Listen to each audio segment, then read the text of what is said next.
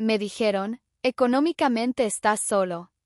Luego, una semana después, le entregaron a mi hermana las llaves del condominio, 2 dormitorios, vista al lago y una cinta en la puerta.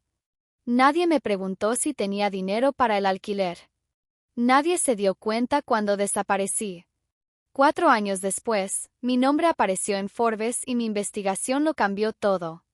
Fue entonces cuando mi madre apareció sin ser invitada, sonriendo como si fuera la dueña del lugar. Ella dijo que había venido a celebrar. Pero en su bolso había un trozo de papel que me heló la sangre. Pensé que quería perdón. Quería algo más, algo que valiera exactamente $1.000.000. Mi nombre es Linda Hayes. Crecí en una casa que desde la calle parecía normal. 2 pisos con setos recortados. El tipo de lugar donde los vecinos saludaban desde las entradas de sus casas y decían, bonita familia. Sin embargo, por dentro era como vivir en una obra de teatro en la que yo era el suplente que nunca subía al escenario. Mi madre Margaret dirigía la casa como una directora con una actriz favorita, mi hermana Sophie. Todas las conversaciones giraban en torno a ella. Cada foto en la repisa la tenía a ella en el centro. Si estuve en el cuadro, fue por accidente. Sophie brillaba. Ella era la bailarina, la niña, la que mamá llamaba su milagro. Cuando ella actuó, papá se levantó para grabarlo. Cuando llegué a casa con sobresalientes, ni siquiera levantó la vista del periódico. Mamá decía, en esta casa no nos jactamos, Linda, pero de alguna manera presumir de Sophie estaba bien. A los 16 años, Sophie adquirió un coche con un lazo rojo. Recibí su antiguo pase de autobús y un recordatorio de que debía estar agradecido. La cena siguió el mismo guión todas las noches. Papá hablando de trabajo. Mamá alabando a Sophie, yo limpiando los platos mientras finjo que no me importa. El olor a detergente de limón se convirtió en el aroma de la invisibilidad. Me dije a mí mismo que era fuerte, que ser invisible significaba que era independiente. Pero incluso entonces supe que era mentira. Cuando entré a la universidad, ensayé durante días mi solicitud de ayuda con la matrícula. Esperé hasta que papá se relajó. Periódico doblado, la televisión zumbando en voz baja. Necesitaré ayuda con alojamiento y comida, dije con cuidado. Mamá no levantó la vista de su cesto de ropa sucia. Papá simplemente murmuró, «Tienes becas, ¿verdad? Ahora tienes 18 años. Te las arreglarás». Esas palabras fueron más profundas de lo que parecían. Estás solo financieramente. Esa noche, llené formularios de préstamo bajo una lámpara tenue mientras Sophie dormía tranquilamente al otro lado del pasillo. No estaba enojado, solo vacío, como si una puerta se hubiera cerrado silenciosamente y nadie notara que todavía estaba afuera. La universidad era una mezcla de laboratorios, ramen y trabajos secundarios. Al principio envié mensajes de texto breves a casa, todavía con la esperanza de que alguien me preguntara si estaba bien. No lo hicieron. El chat del grupo familiar seguía brillando sobre los vestidos nuevos de Sophie, las vacaciones de Sophie, el compromiso de Sophie con un chico con el cabello perfecto. Aprendí a silenciar las notificaciones. Cuando la doctora Elena Cruz me aceptó como su asistente de investigación, comencé a sentir algo nuevo. Ella me llamó meticuloso. Ella dijo, «Piensas que no solo sigues instrucciones». Nunca nadie me había dicho eso antes. Ella me presentó el ritmo tranquilo del laboratorio, el zumbido de las centrifugadoras, el aroma limpio del etanol, la pequeña emoción cuando un experimento funcionaba. Fue el primer lugar que no me exigió encogerme. Cuando me gradué, había construido un muro de calma a mi alrededor. Dejé de esperar aprobación, dejé de pedir ayuda. Creí que estaba libre de ellos hasta que una foto destrozó esa ilusión.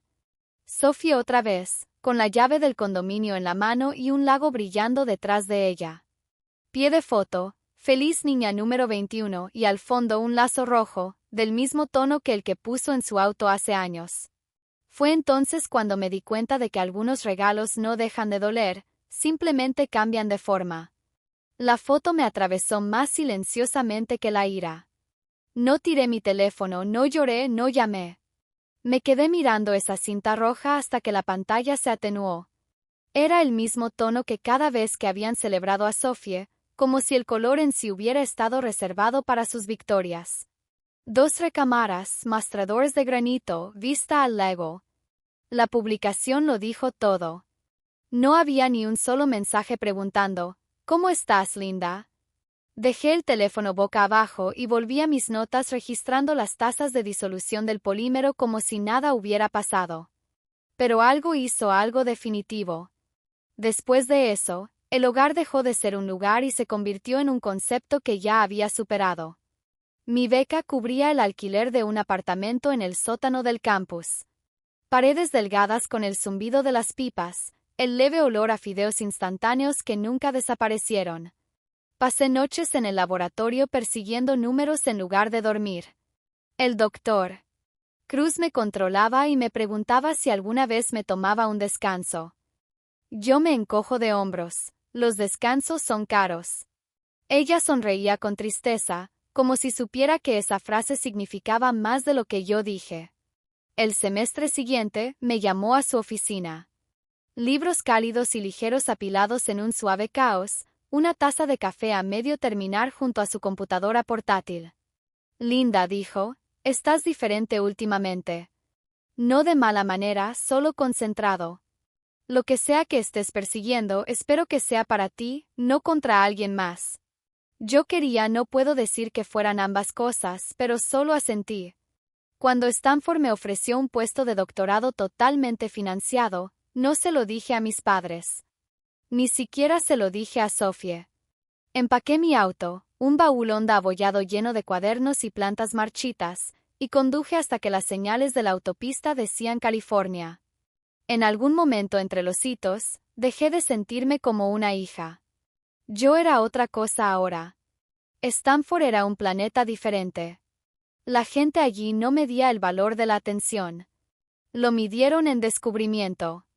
Yo pertenecía al turno de medianoche de las pipetas de laboratorio, las listas de reproducción, las luces fluorescentes. Por una vez, el silencio no significaba abandono. Significaba concentración. De vez en cuando, mi teléfono se iluminaba con las fotos de las conversaciones familiares de las vacaciones. No me invitaron al anillo de compromiso de Sophie. Los subtítulos de mamá sobre mis hermosas niñas. Los hojeaba con la curiosidad indiferente de un extraño. Entonces, un día me llegó un mensaje de texto. Escuché que terminaste tu doctorado. Felicidades. Quizás ahora puedas ayudar a tu hermana con su idea de negocio. No hay signos de interrogación después de las felicitaciones. Solo expectativa. Borré el mensaje y bloqueé el número. Pasaron los años. Mi trabajo se convirtió en una startup, una pequeña empresa de biotecnología construida a partir de largas noches y una fe obstinada. Mark Reynolds se incorporó como socio. Tipo agudo conectado a tierra. Construimos algo que importaba. Algo real. Cuando los inversores llamaron, me llamaron Dr. Ayes. El mismo nombre que alguna vez no significó nada en el chat de mi grupo familiar ahora abrió puertas en lugares en los que nunca habían puesto un pie. El éxito llegó silenciosamente al principio, luego de repente. Rondas de financiación, titulares, una oferta de adquisición, y ahí fue cuando el ruido volvió a encontrarme. Un amigo me envió un mensaje de texto: tu mamá acaba de publicar sobre ti. Abrí Facebook por primera vez en años. Ahí estaba. Margaret Ayes sonríe orgullosamente junto a Sophie. Muy orgullosa de mis hijas. Uno dirige un negocio. El otro acaba de lograr un avance científico. Los sacrificios de una madre finalmente valen la pena. Sacrificios. Las palabras se quedaron como plomo en mi garganta. Me quedé mirando esa publicación hasta que los bordes se volvieron borrosos. No fue solo una mentira. Fue una reescritura. Había borrado años de silencio y los había reemplazado con una gratitud que nunca mostró. Por un momento quise comentarle para recordarle que no había hablado con ella en casi una década. Pero luego me di cuenta de que ella no publicó eso por mí. Ella misma lo publicó. Entonces no hice nada. Y eso es lo que la volvía loca. Semanas más tarde, mi asistente llamó por el intercomunicador. Linda, hay una mujer aquí preguntando por ti. Dice que es familia. Me quedé helado. Familia. La palabra que había enterrado hace años. Envíala adentro, dije con voz firme pero con los latidos agudos. Y cuando se abrió la puerta, olí su perfume antes de ver su vainilla y su culpa, ambos demasiado dulces para ser reales. Lucía exactamente como la recordaba, perlas de cabello inmaculadas, una confianza que llenaba cualquier habitación antes de que ella hablara. Linda, dijo con los brazos abiertos, fue una reunión, no una intrusión. Me levanté lentamente. Mamá. Miró alrededor de mi oficina, haciendo inventario, paredes de vidrio, patentes enmarcadas, el zumbido del éxito. Entonces, aquí es donde ocurre toda la genialidad, dijo. Ni siquiera nos lo dijiste. Imagínense mi sorpresa al leer sobre mi propia hija en Forbes. Forzó una sonrisa. Podrías haber llamado. Oh, lo hice, dijo a la ligera. Cambiaste tu número. Pensé que estabas ocupada, así que pensé en visitarte. La familia debería celebrar junta, ¿verdad? Su tono goteaba miel, pero sus ojos escaneaban mi escritorio buscando algo. Hice un gesto hacia la silla. Sentarse. Abrió su bolso con cuidado y sacó una hoja de papel doblada. En realidad, vine porque he estado pensando mucho en todo lo que he hecho por ti. Todos los sacrificios, los años de criar las niñas. No ha sido fácil. Algo frío se deslizó por mi espalda. ¿De qué estás hablando? Desdobló el papel y lo deslizó sobre mi escritorio. Esto, dijo sonriendo. Miré hacia abajo, escribí líneas y detallé. Matrícula de escuela privada, comidas, trabajo emocional y al final, un total de $1,000,000 No fue una broma. Miré hacia arriba. Me estás pidiendo que te pague $1,000,000 por ser mi madre. Su sonrisa no se movió, pero sus ojos se endurecieron. Por todo lo que renuncié, por todas las cosas que nunca podrás pagar, me quedé sin aliento. La familia no funciona así. Familia, espetó con voz repentinamente aguda. La familia no abandona a la mujer que les dio todo. Treg fuerte. Eliges tener mamá. Los niños no les deben a sus padres el haber nacido. Por primera vez, ella vaciló. Luego se acercó más. No puedo o no quiero. Podría haber tenido una vida, una carrera, un marido que se quedara. Pero en cambio te lo di todo. Sus palabras resonaron, pero algo dentro de mí permaneció quieto. Había vivido mi vida tratando de no molestarla. Eso terminó aquí. Te ayudaré con tus gastos, dije en voz baja. Pero no esto. Su rostro se congeló. Entonces ya no eres mi hija. Se levantó, se alisó la chaqueta y se dirigió hacia la puerta. En el marco, Esach nos dimos la vuelta. Tu padre se avergonzaría de lo que te has convertido. Y cuando se fue, el silencio que siguió no fue vacío. Fue pesado, vivo y afortunadamente definitivo. Durante mucho tiempo después de que se cerró la puerta, no me moví. El zumbido del aire acondicionado llenó el silencio.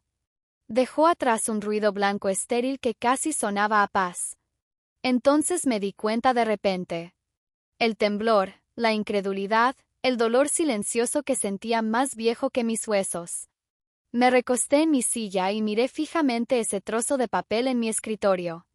$1 million. Una factura por la maternidad.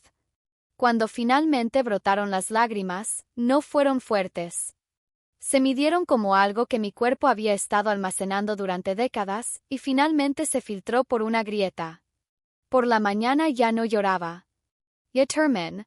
Entré al laboratorio temprano antes del amanecer antes de que alguien más pudiera ver los restos en mi cara. Las máquinas zumbaban de forma suave, constante y leal. Inicié una nueva síntesis. Escribí notas con la misma precisión de siempre y me dije que así se cura con orden, con pruebas, con medias. El doctor. Cruz me encontró una hora después sosteniendo una taza de café. Ella me miró y luego el espacio vacío detrás de mis ojos. Ella vino, ¿no? No le pregunté cómo lo sabía. Ella siempre lo supo. ¿Quiere dinero?, dije. $1 million. El doctor Cruz no se inmutó. ¿Y qué quieres? Pensé por un largo momento. Paz, dije. Pero no creo que sea reembolsable. Esa noche, me senté en el piso del baño de mi oficina, todavía usando el vestido color champán de la fiesta. Mis manos temblaban tan fuerte que apenas podía respirar. El espejo frente a mí reflejaba a alguien tranquilo, distante, alguien a quien no reconocía. La mujer que creó una empresa que salvó vidas se estaba derrumbando silenciosamente en el rincón de su propio éxito. Recordé cada cena dominical donde mi madre decía, «Hacemos todo por ustedes, niñas». Cada viaje silencioso a casa donde traté de creerle. Cada vez excusé su crueldad como estrés. Y de repente pude verlo tal como era. No sacrificio sino control. Ella dio para poder poseer. Le envié un mensaje de texto a Mark. No vengas esta noche. Necesito pensar. 2 días después me reuní con mi abogado. Le dije que creara un fideicomiso para mi madre lo suficiente para cubrir sus necesidades básicas, nada más. Condiciones estrictas, dije. No puede tocar al director. No se permiten retiros más allá del estipendio mensual. Él levantó una ceja. La estás protegiendo de sí misma. Negó con la cabeza. Me estoy protegiendo de ella. La llamada comenzó la semana siguiente. Al principio estaban enojados. Te arrepentirás, Linda. No puedes borrarme. Luego se volvieron suplicantes. Te perdino, cariño. Simplemente envía el dinero para que podamos volver a ser familia. En la tercera ronda, se convirtieron en amenazas. Quizás los medios deberían saber lo desagradecido que eres.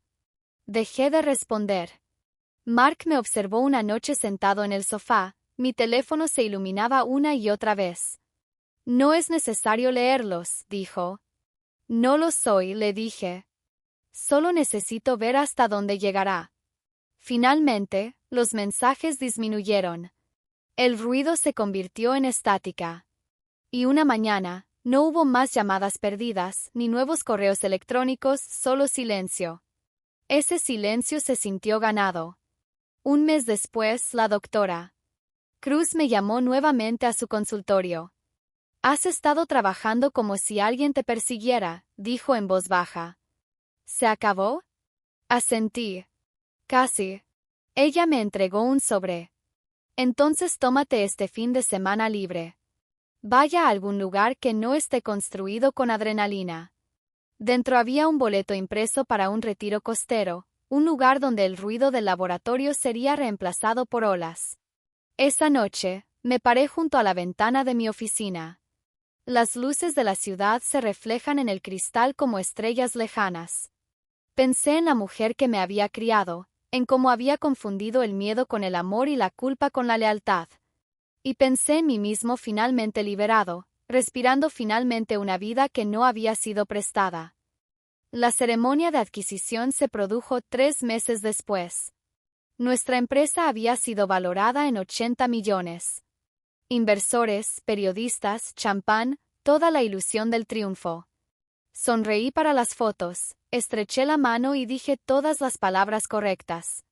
Nadie vio la pequeña cicatriz debajo de la perfección, el espacio donde corté el último hilo de su control. Después de los discursos, salí a tomar aire. La noche era fresca y el viento del Pacífico era lo suficientemente fuerte como para dar sensación de limpieza. Mark se unió a mí y me entregó un vaso de agua en lugar de champán. ¿Estás bien?, preguntó. Lo soy, dije. Y lo dije en serio. Pero he aprendido que la paz no permanece quieta por mucho tiempo. Pasaron 8 años. La empresa prosperó. Nosotros construimos. Nos curamos. Vivimos. Y luego, una mañana de otoño, mientras conducía por Seattle para asistir a una conferencia, la vi de nuevo. Estaba sentada en la acera frente a una cafetería con un vaso de papel en la mano, el cabello gris, enredado, los ojos apagados pero inconfundibles. Por un segundo, olvidé cómo respirar. El mundo se quedó en silencio de esa manera peligrosa que solía hacerlo. Estacioné, compré 2 cafés y me senté a su lado. Ella no me reconoció al principio. Luego susurró, Linda, como una pregunta que tenía miedo de terminar. Hablamos para una hora. Verdades a medias, fragmentos, cosas demasiado frágiles para nombrarlas. Ella dijo que estaba enferma. El orgullo se había llevado lo que el mundo no había tomado. Cuando me fui, conseguí ayuda a través del fideicomiso. No como una hija que paga una deuda, sino como un ser humano que rechaza la crueldad.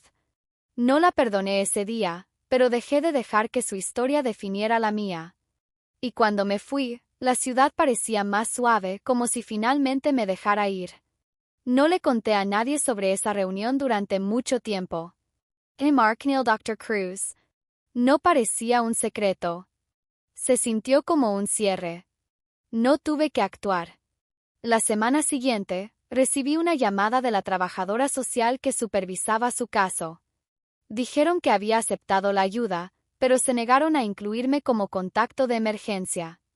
Casi me reí. Incluso al final, ella quiso tener la última palabra. No luché contra eso. En cambio, me concentré en las pequeñas misericordias. Estaba a salvo. Tenía comida. Ella no estaba en la calle. El resto ya no era mi trabajo arreglarlo. Algunas noches me sentaba en mi balcón mirando la ciudad y pensaba que la paz no es ruidosa. No ruge como venganza ni choca como desamor.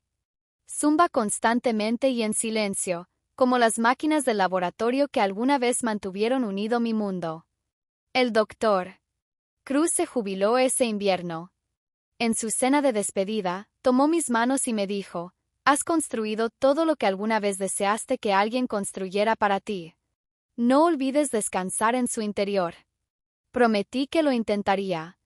Mark y yo hicimos crecer nuestra empresa de forma lenta y cuidadosa. Creamos becas para niñas en ciencias. Niños que me recordaban a mí mismo antes de que el silencio se endureciera. Cada vez que veía a uno de ellos iluminarse ante un avance, algo en mí también se suavizaba. Una mañana llegó una carta. Sin remitente, solo mi nombre en una mano temblorosa. En el interior, una línea en papel normal. Gracias por el café. Ninguna disculpa. Sin firma. Y, sin embargo, fue suficiente. Esa noche conduje hasta el lago cerca de nuestro antiguo vecindario. El agua todavía tenía esa clase de quietud que contiene la respiración antes del amanecer. Susurré un adiós que nadie escuchó y dejé que se hundiera en las ondas. La libertad no parecía una victoria. Parecía calma. Por primera vez entendí que el amor no siempre te cura. A veces te enseña quién debes llegar a ser sin él. La gente piensa que el cierre es una conversación. Un final genial donde todos se abrazan y lloran. No lo es. Es el momento en que dejas de esperar la disculpa que nunca llegará y de todos modos vives. No odio a mi madre. Yo tampoco la amo. Solo le deseo paz en algún lugar lejos del mío. Si alguna vez ha tenido que construirse a partir del silencio que dejó su familia, sepa esto. No le debes a nadie por sobrevivir. No les debes tu perdón para seguir siendo libres. Comparte tu historia en los comentarios. Alguien por ahí necesita oírlo. Y si esta historia te encontró, quédate, hay más que contar.